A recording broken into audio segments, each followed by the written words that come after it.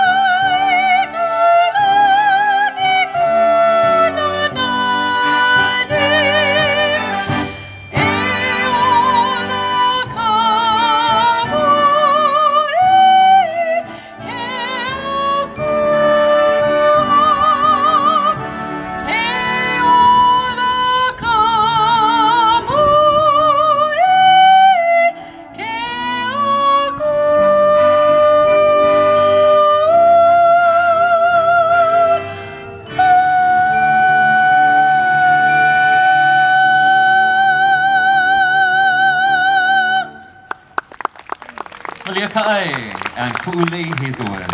Mahalo nui.